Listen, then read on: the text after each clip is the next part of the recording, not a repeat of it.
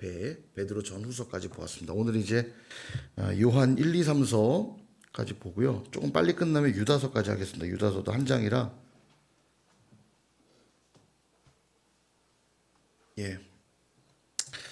자, 요한 1서인데요. 주제는 교제의 기쁨입니다. 하나님과의 사귐. 하나님과의 사귐을 이야기하면서 가장 많이 등장하는 단어를 꼽는다면 사랑입니다. 사랑. 그래서 요한 1서, 2서, 3서를 기록한 사람이 누구게요? 요한이겠죠. 제 질문은 늘 쉬워요. 많이 고민하시면 안 됩니다. 어려운 질문은 안 합니다. 요한 사도인데요. 그래서 요한 사도를 사랑의 사도라고도 부릅니다. 그의 서신을 보면 거의 사랑 얘기가 굉장히 많거든요. 그래서 이 요한 1서에서도 교제, 하나님과의 사귐을 말하면서 그 사귐을 뭘로 풀어내냐면 사랑으로 풀어내고 있습니다. 자, 한번 주제를 보면 구분을 좀 보시면 1장에서는 하나님이 빛이시라 1장에서 얘기하면서 그래서 하나님과의 사귐이 있으면 빛이 어둠을 몰아내잖아요. 그러므로 우리 안에 있는 죄를 깨끗게 하신다. 하나님과의 사귐이 있으면 말하자면 죄를 견딜 수 없다는 거죠. 죄를 자백할 수밖에 없고 그러면 자백하는 죄를 사하실 뿐만 아니라 모든 불의에서 깨끗게 하실 것이다. 이런 얘기들을 1장에서 하고 2장과 3장은 하나님은 의로우시다. 의로우신 하나님. 그 다음에 하나님은 사랑이시다. 사랑의 하나님. 근데 다 사랑으로 엮어내고 있어요. 이따 본문을 통해서 좀 보도록 하겠습니다. 자, 1장 한번 보도록 할게요. 1장. 요한일서 1장. 요한일서 1장 1절을 보시면 태초부터 있는 생명의 말씀, 생명의 말씀에 표시를 한번 해두시면 요한복음 1장 1절에도 어떻게 시작하죠? 태초에 말씀이 계시니라. 요한 1서에서도 말씀에 대한 이야기, 태초와 말씀에 대한 얘기를 하시죠. 태초부터 있는 생명의 말씀. 누굽니까 이게요? 태초부터 있는 생명의 말씀 예수님이시죠. 요한복음이 그것을 설명하고 있고요. 여기서도 마찬가지입니다. 태초부터 있던 생명의 말씀을 우리가 들었고 눈으로 보았고 손으로 만졌다. 예수님에 대한 얘기를 하고 있는 거죠. 예수님이 곧 말씀이시다는 얘기를 하고요. 그래서 3절에 보면 우리가 보고 들은 바를 너희에게도 전함은 너희로 우리와 사귐이 있게 하려 함이니 우리의 사귐은 아버지와 그의 아들 예수 그리스도와 더불어 누림이라. 사귐에 대한 얘기를 하고요. 자, 그래서 5절에서 우리가 그에게서 듣고 너희에게 전하는 소식은 이것이니 곧 하나님은 빛이시라. 빛이시래요. 그래서 그분과 사귐이 있으면 6절 우리가 하나님과 사귐이 있다 하면서 어둠에 행하면 이는 거짓말하는 것이고 진리를 행하지 아니합니다. 빛이신 그분과 사귀면서 어둠에 있을 수 없다는 거죠. 당연한 얘기죠. 그러므로 9절 만일 우리가 우리 죄를 자백하면 그는 미쁘시고 의로우사 우리 죄를 사하시며 우리를 모든 불의에서 깨끗하게 하실 것이요 만일 우리가 범죄하지 아니하였다 하면 하나님을 거짓말하는 이로 만드는 것이니 그의 말씀이 우리 속에 있지 아니하니라. 아멘. 그래서 제가 신앙의 가장 최고의 행위가 회개라고 말씀을 드렸었잖아요. 회개는 초신자들이 하는 게 아니라 더 신실한 사람일수록 더 회개의 삶을 살게 됩니다. 빛 대신 그분과 깊이 사귐을 하기 때문에 작은 죄도 용납할 수가 없어요. 견딜 수가 없거든요. 그래서 자백하고 회개할 수밖에 없다.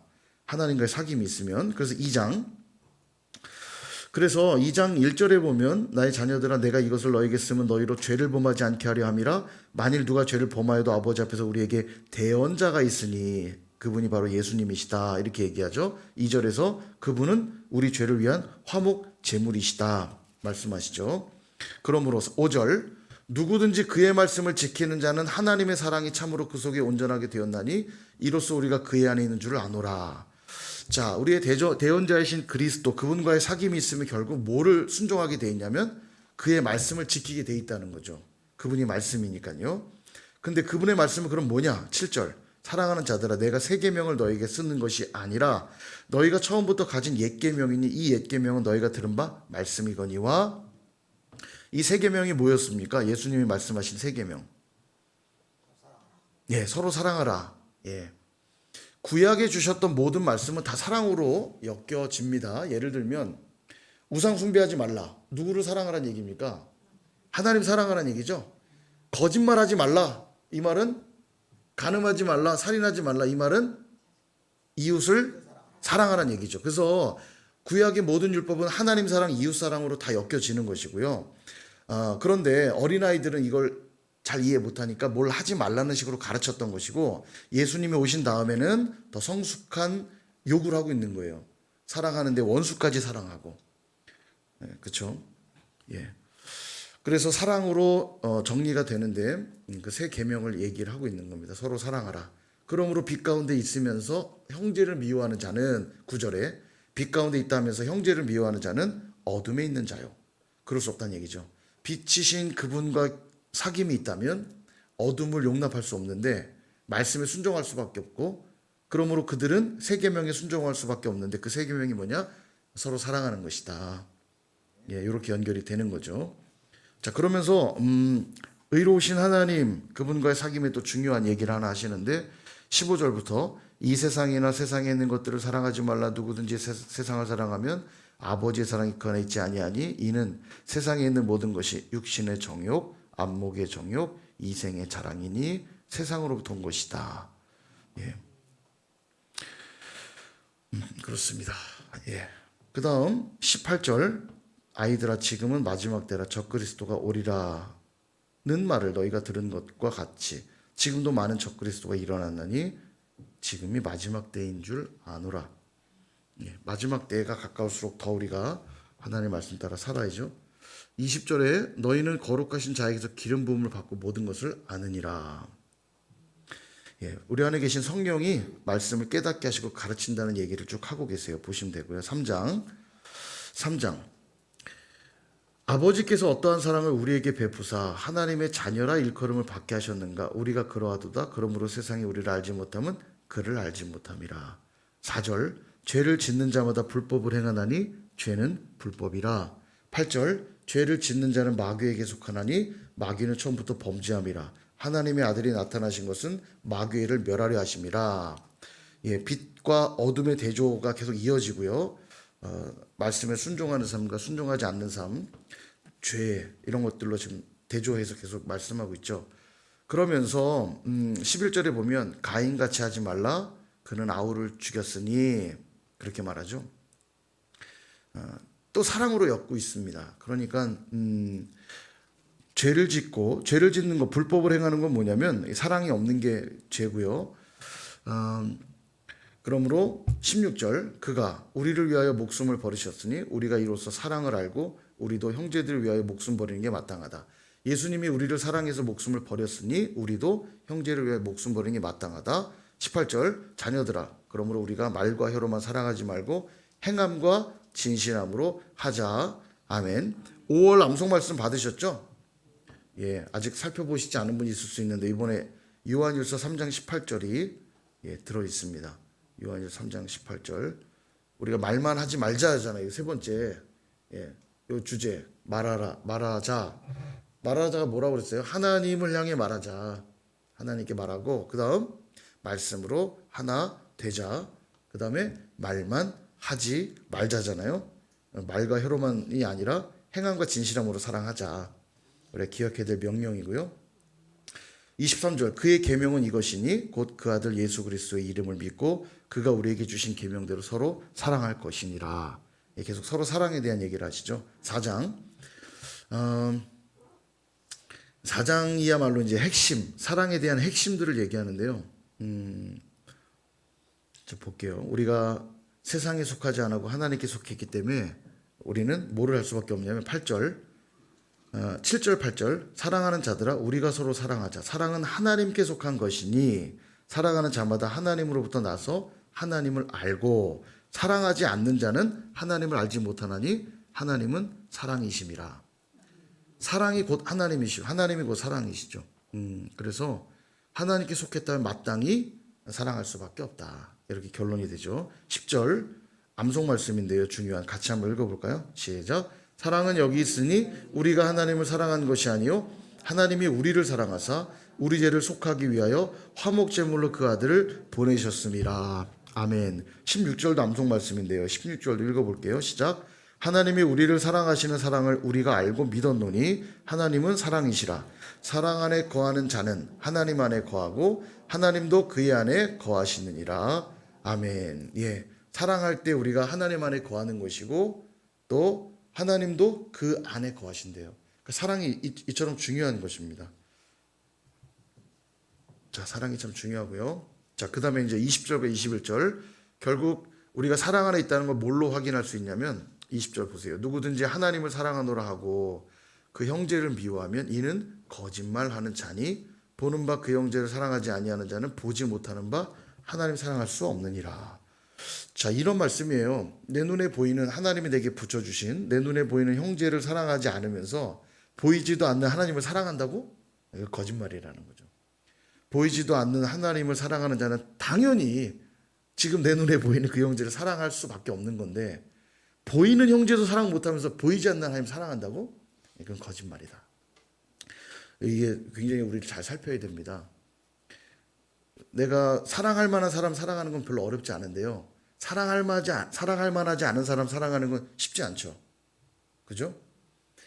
어려운 일입니다. 이거 사람의 힘으로는 안 되는 일이에요. 무슨 힘으로만 가능할까요? 사랑하기 힘든 사람을 사랑하는 건 어떤 힘으로만 가능해요? 예, 하나님 사랑으로만 가능한 거죠. 보세요. 19절. 우리가 사랑하는 이유는 이런 말이죠. 우리가 사랑할 수 있는 이유는 그가 먼저 우리를 사랑하셨기 때문이다. 그러니까 그 사랑을 내가 깨달았기 때문에 사랑받을 자격 없는 나를 위하여 십자가에서 목숨을 버리면서까지 구원해 주시며 사랑해 주셨던 사랑을 제대로 깨달은 사람이라면 사랑하기 힘든 이들도 사랑할 수 있다. 그 얘기죠. 예, 쉽지 않지만 이 계명은 너무 중요한 계명이에요. 이것이 예수님이 우리에게 주신 계명이죠. 서로 사랑하라. 이로써 너희가 내 제자인 줄 알리라.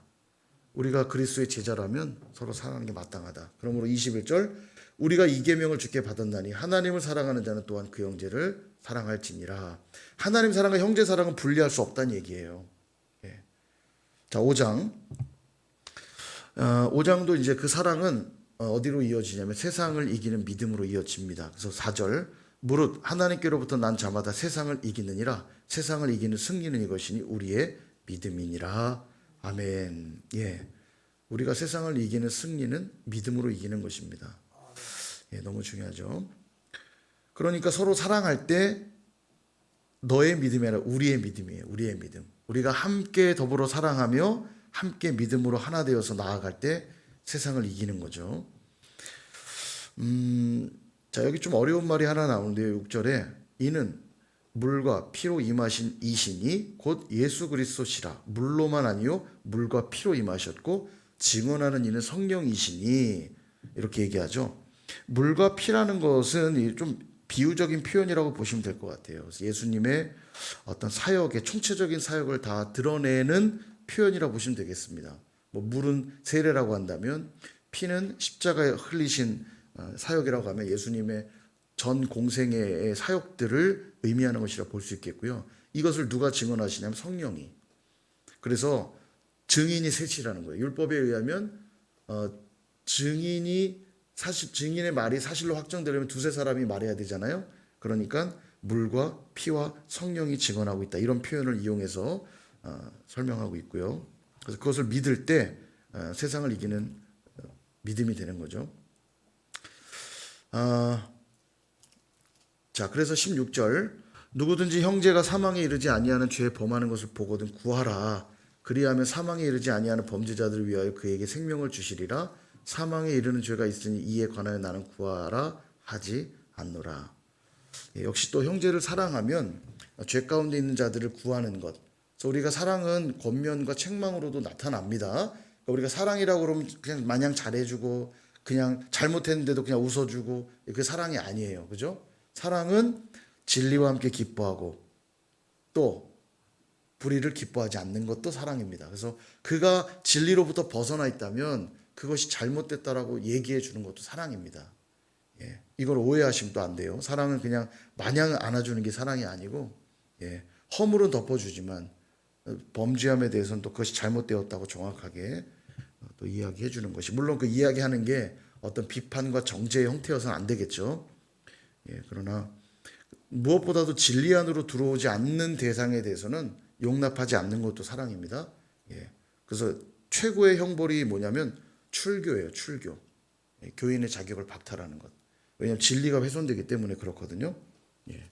그런 것까지도 우리는 생각할 수가 있다.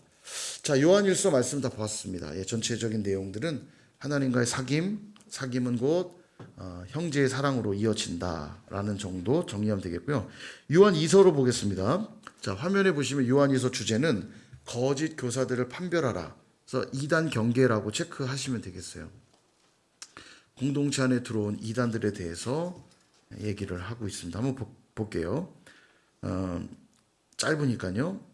보시면 1이라고 돼 있긴 한데 일반적으로는 요한 2서 1장이라고 안 하고요. 요한 2서 1절 이렇게 합니다. 장을 사실 빼고 있는데 1장 1절 해도 뭐 틀린 건 아닌데요.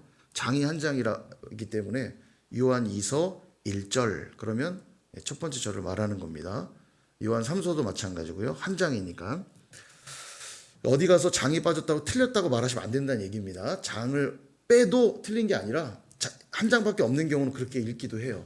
요한 2서 5절, 요한 3서 5절 이렇게, 유다서 10절 이렇게 한 장짜리는 그렇게도 있습니다. 이렇게 아시고요. 자, 1절에 보시면 장로인 나는, 여기 장로인 나는 누굴까요 그럼? 예, 요한이죠. 요한. 여기 장로라고 할 때는 지금의 목회자 정도로 이해하시면 됩니다.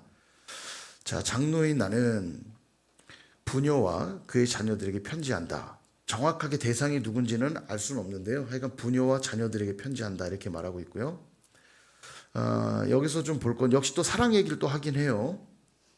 5절에 부녀여 내가 이제 내게 구하노니 서로 사랑하자. 이는 새 계명같이 내게 쓰는 것이 아니요 처음부터 우리가 가진 것이라. 사랑 얘기를 하죠. 그러면서 좀 전에 말씀드린 것처럼 사랑은 다 용납하는 게 아니다. 보세요. 7절 미혹하는 자가 세상에 많이 나왔나니, 미혹하는 자는 이단자들 말하는 겁니다. 미혹하는 자가 세상에 많이 나왔는데 이는 예수 그리스도께서 육체로 오심을 부인하는 자다. 육체로 오신 걸 부인하는 자들이 누구냐면 영지주의자들입니다. 여러 번 설명드렸죠. 영지주의는 영은 거룩하고 육은 부정하다 이렇게 말하는 사람들이에요. 그러다 보니까 예수님이 부정한 육신을 입었다는 게 말이 돼요 안 돼요? 안 되죠. 그러니까 예수님이 육체로 오신 게 아니야. 그렇게 보여졌던 것뿐이지 실제로 육신을 입고 온 게 아니야 라고 말했는, 그렇다는 게 아니라 그런 이들이 있었다는 얘기예요. 근데 여러분 성육신은 굉장히 중요한 교리입니다. 예수님이 육신을 입어야만 우리의 죄를 대신하는 게 분명해지는 거예요. 그죠? 사람이 되셔야 사람의 죄를 대신 감당하시는 게 맞잖아요.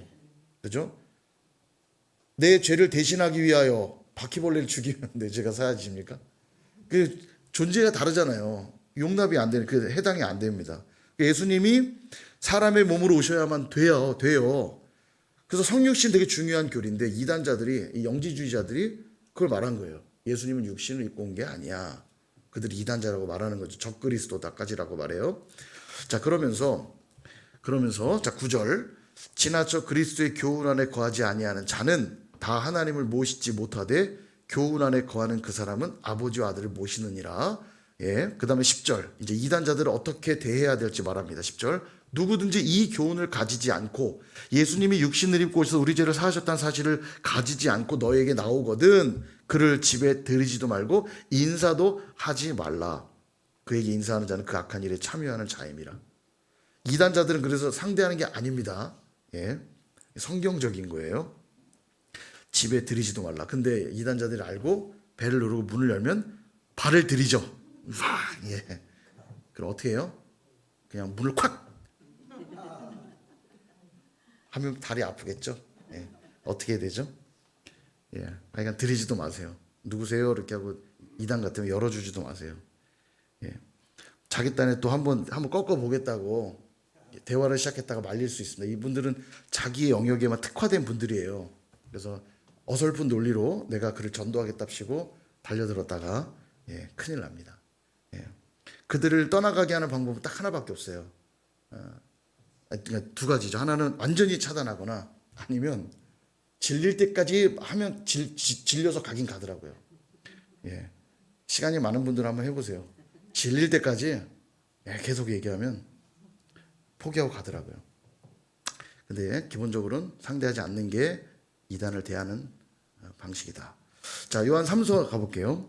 자, 요한 3서는 주제가 환대의 기쁨이라고 그렇게 되어 있는데 이 환대의 기쁨이 뭔 얘기냐면 내용을 먼저 간략하게 설명드리면 요한 3서 1절에 보시면 장로인 나는, 역시 요한 자신을 가리키죠. 요한 사도.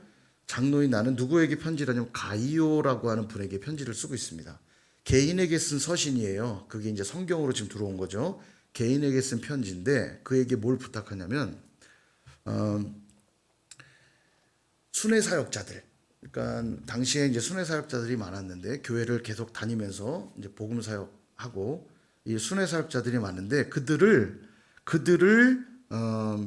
받아들이지도 않고 돕지도 않는 이들이 있다는 소식을 듣고는 가이오에게 편지를 해서 그런 이들을 환대하라. 그들을 잘 대해 주라는 거예요. 그 얘기를 하느라 쓴 편지입니다. 자, 좀 보면 먼저 가이오에게 이런 축복의 말을 하죠. 2절. 유명한 말씀이죠. 사랑하는 자여 내 영혼이 잘됨 같이 내가 범사가 잘되고 강건하기를 내가 간구하노라.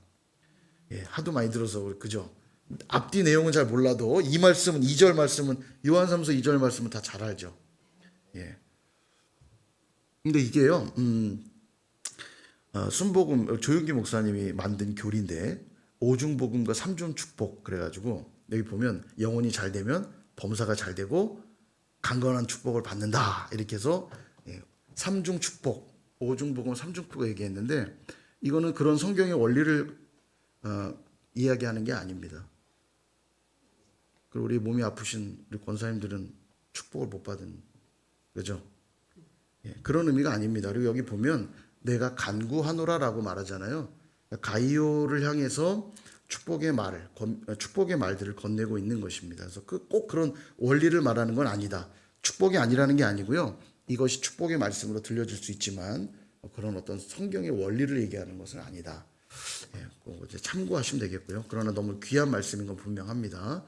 우리 영혼이 잘 되고 범사가 잘 되고 강건하기를 주님의 이름으로 축복합니다, 여러분. 이런 건 아멘 하셔도 돼요. 자, 그런데 9절에 보시면 자, 문제가 있는 사람을 지적합니다. 내가 두어 자를 교회에 썼으나 그들 중에 으뜸되기를 좋아하는, 교만하다는 얘기겠죠. 으뜸되기를 좋아하는 디오드레베가 우리를 맞아들이지 아니하니. 순회 사역자들이 올 때 순회 사역자들을 맞아들이지 않고 환대하지 않았던 이들이 있다는 거예요. 디오드레베. 자, 그 다음에 10절. 그러므로 내가 가면 그 행한 일을 잊지 아니하리라. 그가 악한 말로 우리를 비방하고도 오히려 부족하여 형제들을 맞아들이지도 아니하고 맞아들이고자 하는 자를 금하여 교회에서 내쫓았다. 심각한 사람이죠. 디오드레베 같은 사람이 교회 안에 있으면 안 됩니다. 이게 아주 나쁜 사람이죠. 자, 그래서 11절. 사랑하는 자여 악한 것을 본받지 말고 선한 것을 본받으라. 선을 행하는 자는 하나님께 속하고 악을 행하는 자는 하나님을 배웁지 못하였느니라. 그게 악한 일이라는 거예요. 우리는 늘 나그네 대접하기를 힘쓰고 나그네가 언제 어떻게 어떤 모양으로 올지 모르잖아요. 그죠? 그러니까 늘 나그네 대접할 준비를 해야 돼요. 언제든지 나그네들을 대접하고 돕는 게 필요합니다. 자, 그래서 12절에 데메드리오는 무사람에게도 진리에게서도 증거를 받았음에 우리도 증언하노니 너는 우리의 증언이 참된 줄을 아느니라. 칭찬받는 사람 데메드리오를 또 얘기를 하죠. 여기 지금 디오드레베, 데메드리오 막 이름이 헷갈리는데요. 디오드레베는 드레베 들어본 사람이고 데메드리오는 항상 드리는 사람이잖아요. 드리오. 나는 드리오. 좋은 사람이다. 데메드리오는 좋은 사람. 디오드레베. 디오드레베 같은 사람 되시면 안 되고 데메드리오 같은 사람이 돼야 됩니다. 좋습니다. 이렇게 하고요.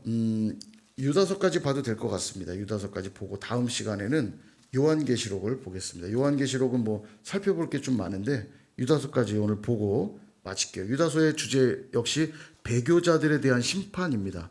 배교자들.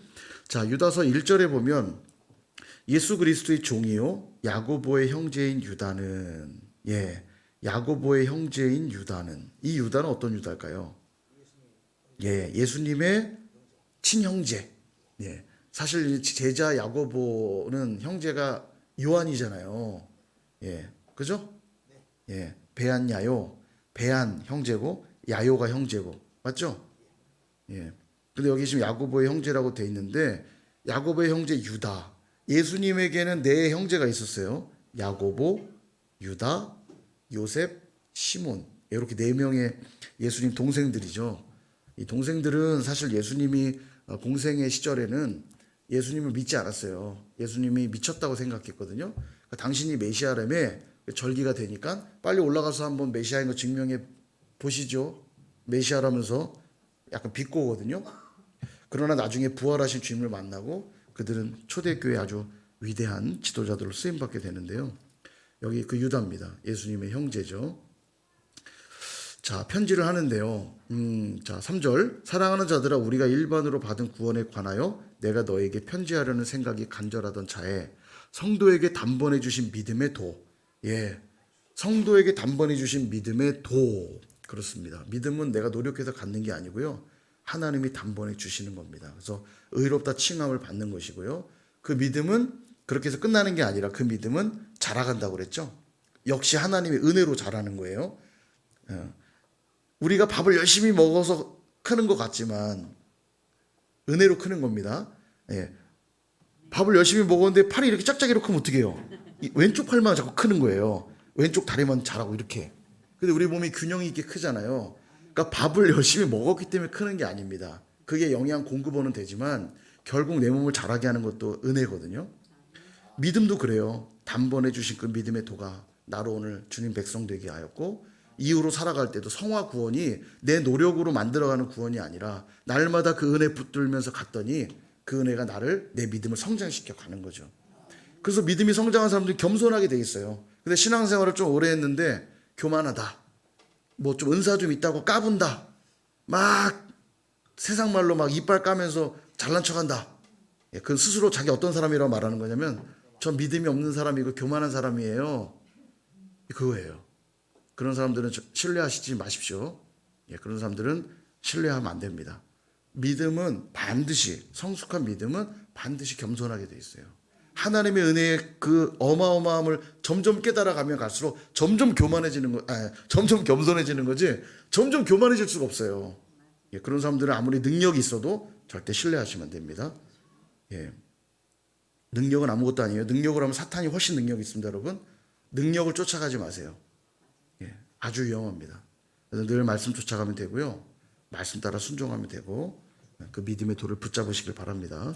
자, 그런데 이들 중에 배교자들이 있는 거죠. 자, 배교자들은 늘 있었다는 거예요. 7절에도 보면 소돔과 고모라와 그 이웃 도시들도 그들과 같은 행동으로 음란하며 다른 육체를 따라가다가 영원한 불의 형벌을 받음으로 거울이 되었다.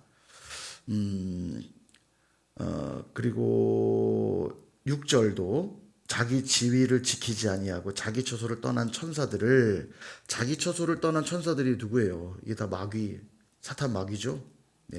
다 흑암에 가두셨고 9절 천사장 미가엘이 모세의 시체에 관하여 마귀와 다투어 변론할 때 감히 비방하는 판결을 내리지 못하고 다만 말하되 주께서 너를 꾸짖으시기를 원하노라 하였거늘.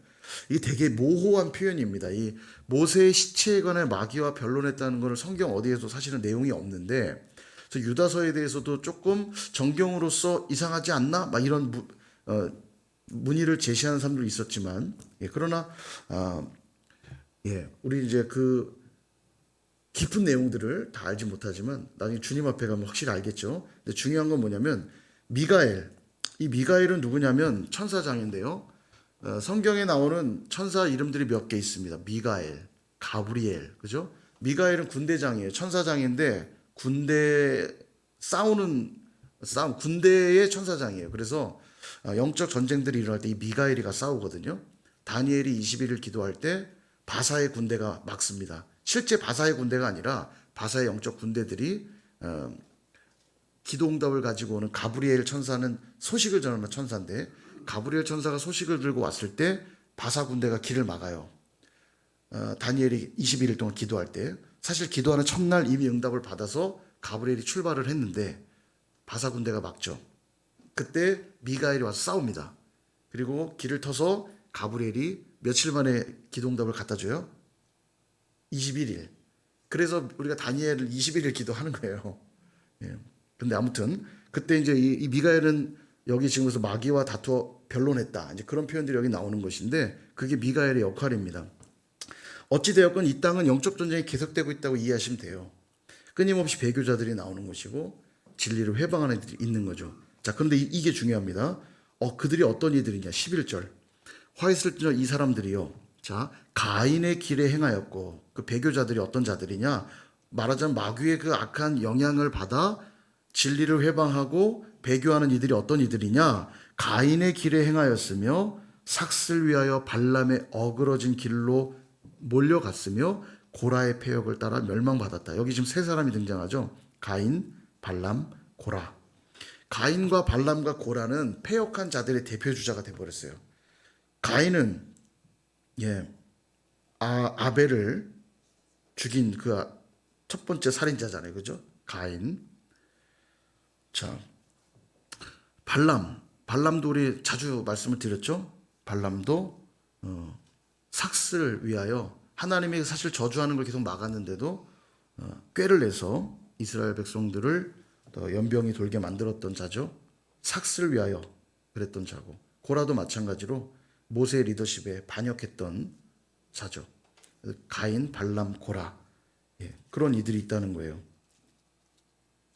그러나 그들은 어떤 자들이냐? 그들은 기탄 없이 너희와 함께 먹으니 너희의 애찬의 암초요, 자기 몸만 기르는 목자요, 바람에 불려가는 물 없는 구름이요, 죽고 또 죽어 뿌리까지 뽑힌 열매 없는 가을나무요.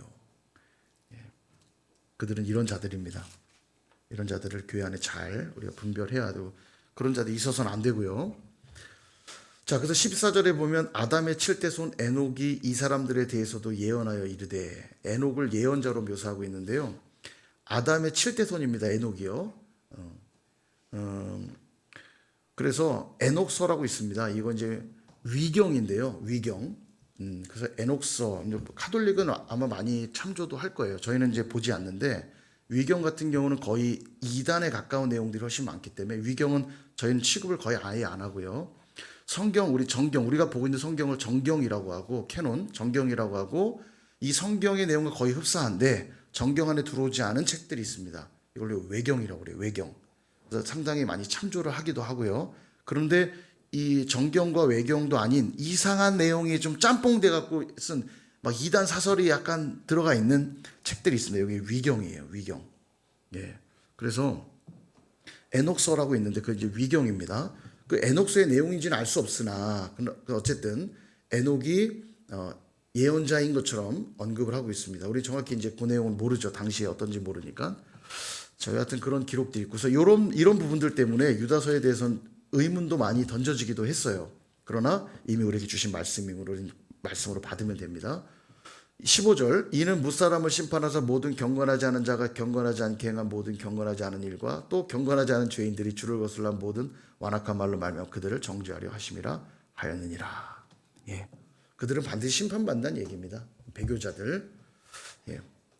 그러므로 19절, 이 사람들은 분열을 일으키는 자며 육에 속한 자며 성령이 없는 자다. 가인, 발람, 고라와 같은 자들이 교회 안에 있다면 경계하셔야 됩니다. 이들이 나타낼 특징이 어떠냐? 분열을 일으키고요, 육에 속하여 성령이 없는 자들입니다.